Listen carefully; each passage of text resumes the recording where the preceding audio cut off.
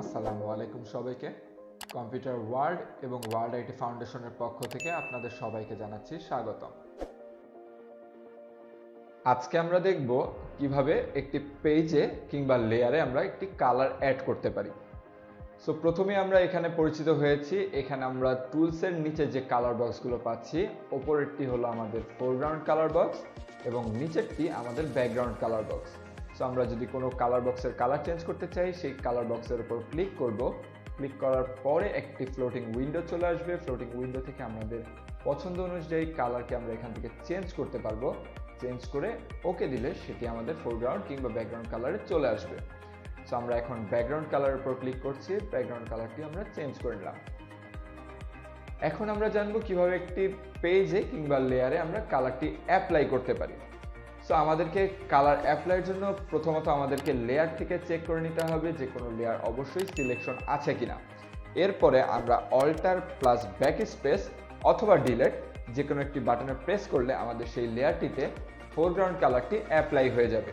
So control plus back স্পেসে চাপলে আমাদের background কালারটি আমাদের লেয়ারে অ্যাপ্লাই হয়ে গেল। সো এভাবে আমরা যে কোনো একটি কালারকে আমাদের লেয়ারের ভিতরে অ্যাপ্লাই করতে পারছি। আমরা আরেকবার এখান থেকে কালারটি চেঞ্জ করে নিচ্ছি। অল্টার ব্যাক স্পেসে ফোরগ্রাউন্ড কালার চেঞ্জ করে ফেললাম। কন্ট্রোল ব্যাক স্পেসে আমরা ব্যাকগ্রাউন্ড কালারটি চেঞ্জ করে ফেলতে পারলাম। এখন আমাদের কালার অ্যাপ্লাইয়ের সময় পুরো লেয়ারটি জুড়ে আমাদের কালারটি অ্যাপ্লাই হচ্ছে। সেক্ষেত্রে আমাদেরকে যে কোনো একটি পোর্শনকে সিলেকশন করে যদি আমরা কাজটি করি, তাহলে সেটার মাধ্যমে আমাদের একটি পেজ বা লেয়ারের বিশেষ অংশে কালারটি অ্যাপ্লাই হবে।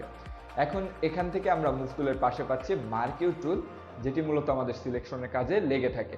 সো এখান থেকে আমরা যে কোনো একটি বিশেষ অংশকে সিলেকশন করলাম। সিলেকশন করা মাত্রই এখানে একটি ব্লিঙ্কড একটি শেপ চলে আসবে।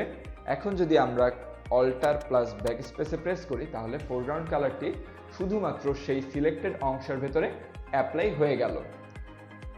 এখন আমাদেরকে সিলেকশনকে ডিসিলেক্ট করার জন্য কন্ট্রোল প্লাস ডি শর্টকাটটি ইউজ করতে হবে।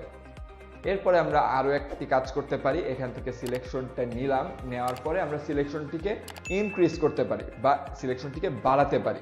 সেক্ষেত্রে আমাদেরকে শিফট প্রেস করে মার্কিউ টুল দিয়ে আরও একটি চতুর্ভুজ ড্র্যাগ করলে তাহলে আমাদেরকে চতুর্ভুজটি আর একটু সিলেকশন বাড়িয়ে নিল। সো এখন যদি আমি কালারটি অ্যাপ্লাই করি, তাহলে একটু বেশি কালার অ্যাপ্লাই হয়ে গেল।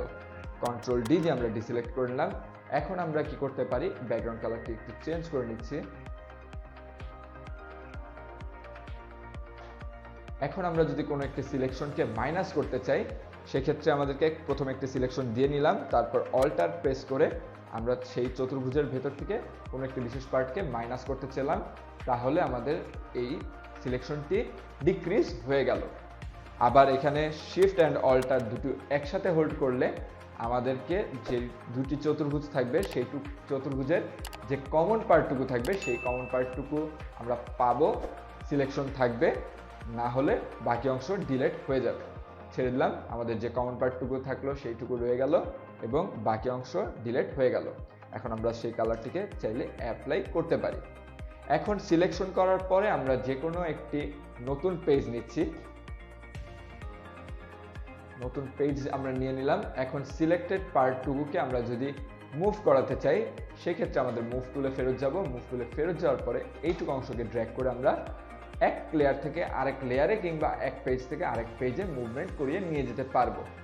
সেখানে শুধুমাত্র আমাদের সিলেক্টেড পোর্শনটুকু এক লেয়ার থেকে আরেক লেয়ারে চলে আসলো। এছাড়া আমাদের করতে পারি কন্ট্রোল ডি দিয়ে ডিসিলেক্ট করে ফেললাম।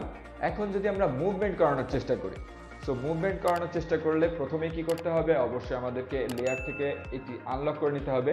সো আনলক করলাম। আনলক করার ফলে আমাদের পুরো লেয়ারটি আনলকড হয়ে গেল। এখন যদি মুভ করাই, তাহলে আমাদের কোনো বিশেষ অংশ নড়ছে না, পুরো পেজটি আমাদেরকে কালারফুল পেজটি নড়াচড়া করছে। সেক্ষেত্রে আমাদেরকে কি করতে হবে, যদি আমরা কোনো বিশেষ অংশকে নড়াচড়া করাতে চাই, সেক্ষেত্রে আমাদেরকে সিলেকশনটা করার পরে এখান থেকে নতুন কোনো লেয়ার নিয়ে আমরা কালারটি অ্যাপ্লাই করব। সো আমরা এখান থেকে প্লাস আইকন থেকে নতুন লেয়ার নিলাম, একটি ব্ল্যাঙ্ক লেয়ার নিচ্ছি, তারপরে আমরা কন্ট্রোল প্লাস ব্যাক স্পেস দিলাম, সেখানে আমাদেরকে কালারটি অ্যাপ্লাই হয়ে গেল, কন্ট্রোল ডি দিলাম। এখন দেখেন আমাদের এটি পূর্বের যে লেয়ারটি ছিল সেইটুকুর ভেতরে আমরা কালারটি অ্যাপ্লাই করেছি, কিন্তু আমরা পরবর্তীতে যে এই কমলা কালারের শেপটি নিয়েছি সেই শেপটির জন্য আমরা বিশেষ একটি লেয়ার নেওয়ার কারণে তাকে আমরা স্পেসিফিকভাবে নড়াতে পারছি। সো এভাবে করে আমরা এক পেজে থেকে আরেক পেজে যে কোনো অবজেক্টকে নিয়েও যেতে পারবো। এভাবে আমরা নতুন কোনো লেয়ার ক্রিয়েট করতে পারবো। আবার যদি লেয়ারটিকে ডিলিট করতে চাই, এই প্লাস আইকনের পাশে থাকা ডিলিট আইকনের উপর ক্লিক করলে আমাদেরকে জিজ্ঞেস করবে যে আমরা ডিলিট করতে চাচ্ছি কিনা।